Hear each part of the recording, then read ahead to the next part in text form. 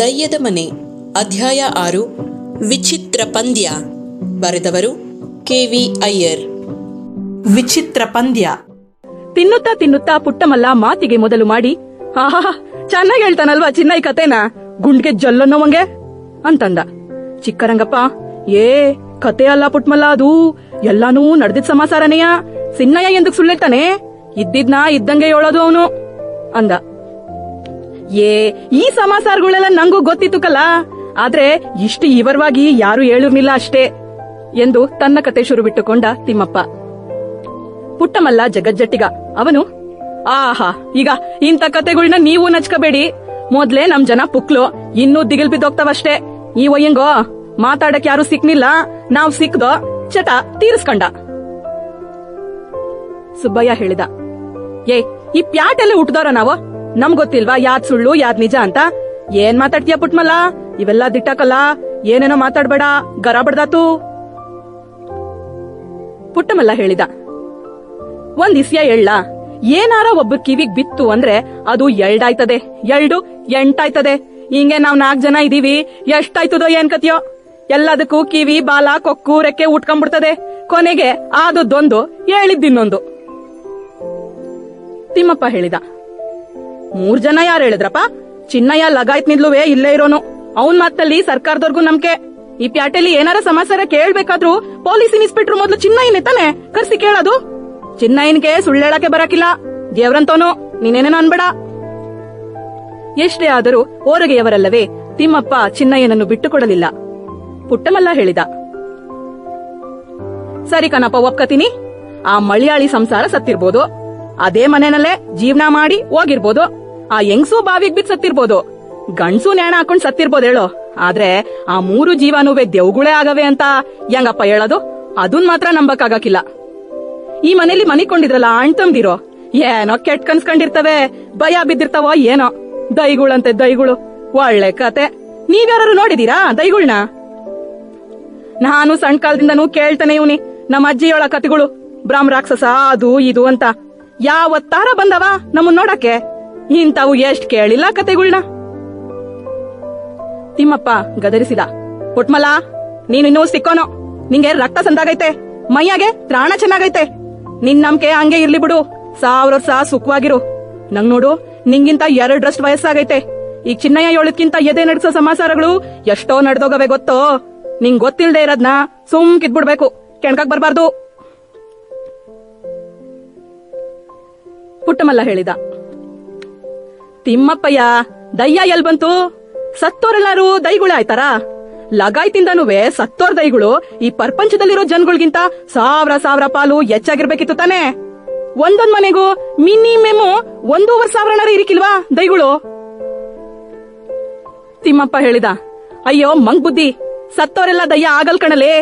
ಪುಟ್ಮಲ್ಲ ತಿಳಿದೋರು ಹೇಳ್ತಾರೆ ಕೇಳು, ಹೆಚ್ಚಾಗಿ ಆಸೆ ಇಟ್ಕೊಂಡ್ ಸಾಯೋರು, ಇಂಥದ್ದು ತನಗ್ ಸಿಕ್ಲಿಲ್ವೇ, ಇಂಥದ್ದು ತನಗಾಗ್ಲಿಲ್ವೇ ಅಂತ ಕೊರಗಿ ಸಾಯೋರು, ಹೆಚ್ಚಣ ಕೂಡಾಕಿ ತಾವು ಅನ್ಭವಿಸ್ದೆ ಯಾರಿಗೂ ಕೊಡ್ದಲೆ ದಾನ ಧರ್ಮ ಮಾಡ್ದೆ ಯಾವ ಉಪಕಾರನೂ ಮಾಡ್ದೆ ಇರ್ತಾರ ನೋಡು ಅವರು. ಅಥವಾ ಈ ಸಾಯವಾಗ ಅಯ್ಯೋ ನಾನ್ ಸತ್ತೋಗ್ತೀನಲ್ಲಪ್ಪ, ಈ ಹಣನೆಲ್ಲ ಬಿಟ್ಬಿಟ್ಟು ಅಂತ ಅದನ್ನೇ ಅಂಟಿಸ್ಕತಾರ ನೋಡು, ಅವರು ದಯ್ಯ ಆಗದು. ಇಷ್ಟೆಲ್ಲ ಕೇಳಿಸಿಕೊಂಡ ಪುಟ್ಟಮಲ್ಲ ಒಪ್ಪಲು ಸಿದ್ಧನೇ ಇರಲಿಲ್ಲ. ಸರಿ ಬಿಡ್ರಪ್ಪ, ಯಾಕಿವಾಗ ದಯ್ಯ ಇದೆ ಅಂತ ನಂಬೋರು ನಂಬ್ಕಳ್ಳಿ, ನಾನಂತೂ ನಂಬಕಿಲ್ಲ, ನಂಗ್ ಯಾವ ಹೆದರಿಕೆನೂ ಇಲ್ಲ. ಬೇಕಿದ್ರೆ ಇವತ್ ರಾತ್ರಿನೇ ನಾನೊಬ್ನೇ ಆ ಆಳ್ಮನೆಗೆ ಮನಿಕಂತೀನಿ, ನೀವು ಪಂದ್ಯ ಕಟ್ತೀರಾ ಎಂದು ಧೈರ್ಯವಾಗಿ ಸವಾಲು ಹಾಕಿದ. ಚಿಕ್ಕರಂಗಪ್ಪ ಹೇಳಿದ, ಯಪ್ಪ ಯಮುನ್ ಗುಂಡ್ಗೆ ಕಣ್ಲಾ ನಿಂತು ಪುಟ್ಮಲ್ಲ, ದೇವ್ರು 1000 ವರ್ಷ ಹಿಂಗೆ ಇಟ್ಟಿರ್ಲಿ ನಿನ್ನ, ಸಂದಾಗಿರು, ನೀನ್ ನೋಡಿದ್ರೆ ಎಮ್ಮೆ ನಂಗೆ. ತಿಮ್ಮಪ್ಪ ಹೇಳಿದ, ಪುಟ್ಮಲ್ಲ ಬೇಡ ಕಣ ಹುಡ್ಗ, ನೀನಿನ್ನು ಚಿಕ್ಕನು, ದೊಡ್ಡೋರ್ ಮಾತ್ಗೆ ಗೋರ್ಬಾ ಕೊಡ್ಬೇಕು. ಚಿನ್ನಯ್ಯ ಎಲ್ಲರ್ಕಿಂತ ದೊಡ್ಡೋನು, ಹೇಳಿದ್ ಮಾತ್ ಕೇಳು, ಮನೆಗೋಗಿ ಮೂಸ್ಕಾಕ ಮನಿಕ. ಪುಟ್ಟಮಲ್ಲ ಹೇಳಿದ, ಯಾತರ್ ಮಾತು ತಿಮ್ಮಪ್ಪಯ್ಯ? ಹಂಗಾರೆ ನಿಮ್ಮನ್ ಕಂಡ್ರೆ ನಂಗೆ ವಿಶ್ವಾಸ ಇಲ್ಲ ಅಂತಲಾ, ಮರ್ಯಾದೆ ಇಲ್ಲ ಅಂತಲಾ? ಇಂತ ಬೆಪ್ಕತೆ ಕೇಳಿದ್ರೆ ಸಿಟ್ ಬರ್ತದೆ ನಂಗೆ. ಎಲ್ರು ಅಂತೀರಾ ಅವಯ್ಯ ಹೇಳೋದಕ್ಕೆ? ವಯಸ್ಸಾಗದೆ ಕಂಡಿದ್ದು ಕಾಣದ್ದು ಎಲ್ಲಾನು ಸೇರ್ಸ್ ಹೇಳ್ತಾನೆ ಆ ಚಿನ್ನಯ್ಯ, ನಿಮ್ಗೋ ಅವಯ್ಯ ಹೇಳಿದ್ದೆಲ್ಲ ಏದ್ವಾಕ್ಯ ಆಗೋಗದೆ. ಸುಬ್ಬಯ್ಯ ಹೇಳಿದ, ಹಂಗಾರೆ ಪುಟ್ಮಲ್ಲ ನೀನ್ ಆ ಮನೆಯಾಗೆ ಮನಿಕಂತೀಯಾ? ಗುಂಡ್ಗೆ ಗಟ್ಟಿಗದೇನು? ಚಿಕ್ಕರಂಗಪ್ಪ ಮಾತು ಸೇರಿಸಿದ, ನೀನೇನಾರ ಹಂಗ್ ಮಾಡುದ್ರೆ ಕಲ್ಲ ಪುಟ್ಮಲ್ಲ, ನಾವು ಒಬ್ಬೊಬ್ರುನುವೆ 400 ರೂಪಾಯಿ ತಲಾ ಬಾಜಿ ಕಟ್ತೀವಿ ನೋಡು. ಹೆಂಗೆ ತಿಮ್ಮಪ್ಪ ಸುಬ್ಬಯ್ಯ? 300 ರೂಪಾಯಿಗೆ ಚಿನ್ನದ ತೋಡ ಮಾಡಿಸ್ಬಿಟ್ಟು ಯಜಮಾನ್ರ ಕೈಯಿಂದಾನೇ ಹಾಕ್ಸನ, ಜೊತೆಗ್ ಮೇಲೆ ಇನ್ನೂ 100 ರೂಪಾಯಿ. ಹೆಂಗೆ? ತಿಮ್ಮಪ್ಪ ಸುಬ್ಬಯ್ಯ ಇಬ್ಬರು ಓಹ ಸಂದಾಗದೆ ಪಂದ್ಯ, ಹಂಗೆ ಆಗ್ಲಿ ಬಿಡ ಸೈ ಎಂದು ದನಿಗೂಡಿಸಿದರು. ಪುಟ್ಟಮಲ್ಲ ಹೇಳಿದ, ವಾ ನಾನು ಸಯ್ಯೆ, ಮತ್ತೆ ಯಾರ್ಗೇನೋ ಗುಂಡ್ಗೆ ಕಮ್ಮಿ ಇರೋದು, ಏನ್ ಇವತ್ತೇ ಆಗ್ಲಿನೋ ಎಂದು ಕೇಳಿದ. ಚಿಕ್ಕರಂಗಪ್ಪ ಹೇಳಿದ, ಯೋ ಇವತ್ ಬೇಡ ಸುಮ್ಕಿರು, ಇದೆಂಗೂ ಆಷಾಢ ಮಾಸನೆಯ, ನಾಳೆ ಬರೋ ಅಮಾಸ್ಗೆ ಅವರು ಸತ್ತಿದ್ದ ದಿನ ಅಂತ ಹೇಳಿಲ್ವಾ ಚಿನ್ನಯ್ಯ, ಅವತ್ತೇ ಯಾಕ ಕುಡ್ದು ನಿಂದು ಡಬ್ಬಲ್ ಗುಂಡ್ಗೆ ಟೆಸ್ಟು. ಪುಟ್ಟಮಲ್ಲ ಹೇಳಿದ, ಏನ ಅಮಾಸೆ ಅಂತ ಎದುರ್ಸಕ? ಅಮಾಸೆನೆ ಆಗ್ಲೇಳು, ನೀವ್ ಹೆಂಗ್ ಹೇಳಿದ್ರಂಗೆ ನಿಮ್ 300 ರೂಪಾಯಿ ನನ್ ಕೈಗ್ ಬಂದೇ ಬಿಡ್ತು ಅಂದ್ಕಳಿ. ಓ ಚಿನ್ನದ ತೋಡ ಅಲ್ವಾ, ಅದು ನಂದೇಯ. ತಿಮ್ಮಪ್ಪ ಹೇಳಿದ, ನಾವ್ ಕೊಡೋ 300 3,000 ಆಗ್ಲಿ ನಿನ್ ಕೈಯಾಗ. ಪುಟ್ಮಲ್ಲ ಹೋಗು ಗೆದ್ಗಂಬ. ಅಷ್ಟೇ ಅಲ್ಲ, ನಿನ್ ಮದ್ವೆಗೆ ಒಂದ್ ಜೊತೆ ರೇಷ್ಮೆ ದೋತ್ರಾನು, ನಿನ್ ಹೆಂಡತಿಗೆ ಒಂದ್ ಕಾಸಿ ಪೀತಾಂಬ್ರಾನುವೆ ನಮ್ ಗರಡಿ ಕಡೆಯಿಂದ ಉಡುಗ್ರೆ ಕೊಡಿಸ್ತೀನಿ, ಗೆದ್ಗಂಬ. ಪುಟ್ಮಲ್ಲ ಹೇಳಿದ, ಓಹೋ ಬರೋ ಅಮಾವಾಸಿಗೇನೆ ಆಗ್ಲಿ, ಎಷ್ಟೊತ್ಗೆ ಹೆಂಗೆ, ನಾನಲ್ಲಿ ಮನಿ ಕಂಡಿದ್ದೆ ಅಂಬೋದ್ನ ನೋಡೋರ್ ಯಾರೋ ಎಂದು ಸವಾಲು ಹಾಕಿದ. ಸುಬ್ಬಯ್ಯ, ಚಿಕ್ಕರಂಗಪ್ಪ, ತಿಮ್ಮಪ್ಪ ಸ್ವಲ್ಪ ಹೊತ್ತು ಯೋಚನೆ ಮಾಡಿ ತಮ್ಮ ತಮ್ಮಲ್ಲೇ ಮಾತನಾಡಿ ನಿರ್ಧರಿಸಿಕೊಂಡು ಅನಂತರ ಹೇಳಿದರು. ಯಾರಪ್ಪ ನೋಡೋರು ಅಂತೀಯಾ? ಈಕೋ ನಾವೊಂದು ನಿರ್ಧಾರಕ್ಕೆ ಬಂದಿದೀವಿ, 3 ಜನನು ಸೇರಿ. ಏನಾದ್ರೂ ಗುರ್ತಾಕ್ಬಿಟ್ಟು ನಿನ್ ಕೈಗೆ 3 ಕಬ್ಬಣದ ಮೊಳೆ ಕೊಡ್ತೀವಾಯ್ತಾ? ಅದ್ನ ನೀನು ಬರೋ ಅಮಾವಾಸಿ ರಾತ್ರಿ 12 ಗಂಟೆ ಮ್ಯಾಕೆ ನೀವೊಬ್ನೇ ಹೋಗಿ ಬೀದಿ ಕಡೆ ಕೋಣೆಲ್1 ಮೊಳೆ, ಕೆಳಗಿನ ಪಡ್ಸಾಲೆಗ್ 1 ಮೊಳೆ ಮಾಡಿ ಹತ್ತಿ ಮೆಟ್ಲು ಪಕ್ಕದಾಗಿರೋ ಬಾಗಲ್ ಕಡೆಗೆ ಗೋಡೆ ಐತಲ್ಲ ಅದ್ಕೊಂದ್ ಮೊಳೆ ಹೊಡೆದ್ಬಿಟ್ಟು ಬರ್ಬೇಕು.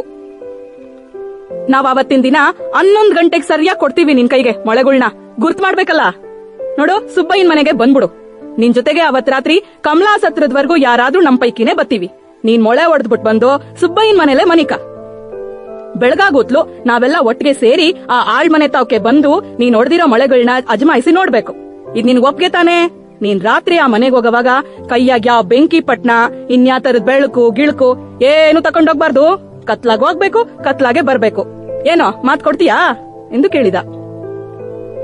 ಪುಟ್ಮಲ್ಲ ಹೇಳಿದ, ಓ ಸೈ ನನಗೇನು ಭಯ ಇಲ್ಲ, ಒಪ್ಗೆನೆ, ಇದೋ ಈಗ್ಲೇ ಬಾಸೆ ಮಾಡ್ತೀನಿ ದೇವರ ಹೆಸರು ಮ್ಯಾಗೆ, ಏನೋ ಎಂದು ಜಂಬ ಕೊಚ್ಚಿಕೊಂಡ.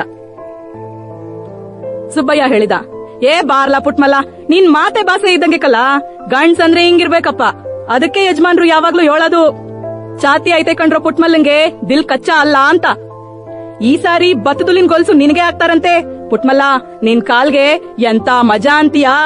ಬೆಂಗಳೂರು ದಂಡು 2ಕ್ಕೂ ಸವಾಲ್ ನಿಂದು. ಆ ಕೃಪಾಶಿಂಗು ಒಂದ್ ಜಂಬ ಕೊಸ್ತಾನೆ ಪುಟ್ಮಲ್ಲ, ನೀನ್ ಯಾವಾಗಾನ ಆ ಸಾರಿ ಅವನ್ನ ನೋಡಿದ್ರೆ ಎತ್ತಿ ಕುಕ್ಬಿಡು ಹೇಳ್ತೀನಿ. ಹೊಟ್ಟೆ ತುಂಬಾ ಆ ದಿವ್ಸ ನಾವೆಲ್ಲ ಹಾಲ್ ಕುಡ್ದ್ಬಿಡ್ತೀವಿ, ನಿನ್ ಹೆಸರು ಹೇಳ್ಕೊಂಡು ಅದಂಚೂರಾರ ಕುಸಿ ನೋಡೋಣ ಅಂತ. ಆಕ್ಲಿ ಹೇಳೋ ನಮ್ ಯಜಮಾನ್ರುನುವೆ ಮೀಸೆ ಮೇಲೆ ಕೈನಾ ಏನೋ.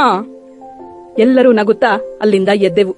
ಚಿಕ್ಕರಂಗಪ್ಪ ಹೇಳಿದ, ಏ ಹೇಳ್ರಪ್ಪ, ಹೇಳಿ ಒಳ್ದನ, ಚಳಿ ಬೇರೆ ಜೋರಾಯ್ತಾ ಇದೆ, 10 ಗಂಟೆ ಹೊಡಿತೋ ಏನ್ ಕತಿಯೋ, ಸಿನ್ನಯೋಗಿ 1 ಗಂಟೆ ಕಳಿನಿಲ್ವಾ? ಇಷ್ಟು ಮಾತನಾಡುತ್ತಾ ಎಲ್ಲರೂ ಎದ್ದು ಮನೆಯ ದಾರಿ ಹಿಡಿದೆವು. ಮನೆಗೆ ಹೋಗುತ್ತಲೇ ಆಯ್ತು ನನಗೆ ಬೇಕಾದಷ್ಟು ಆಶೀರ್ವಾದ. ಇನ್ನು ಮೇಲೆ ಹೊತ್ತು ಮಾಡಿಕೊಂಡು ಬರೋದಿಲ್ಲ ಅಂತ ಆಣೆ ಪ್ರಮಾಣ ಎಲ್ಲವೂ ಆಯಿತು. ಆದರೆ ಅದು ಆ ಹೊತ್ತಿಗೆ ಮಾತ್ರ. ಪುನಃ ಯಥಾ ಪ್ರಕಾರ ನನ್ನ ಬುದ್ಧಿ ನಾಯಿಯ ಬಾಲ.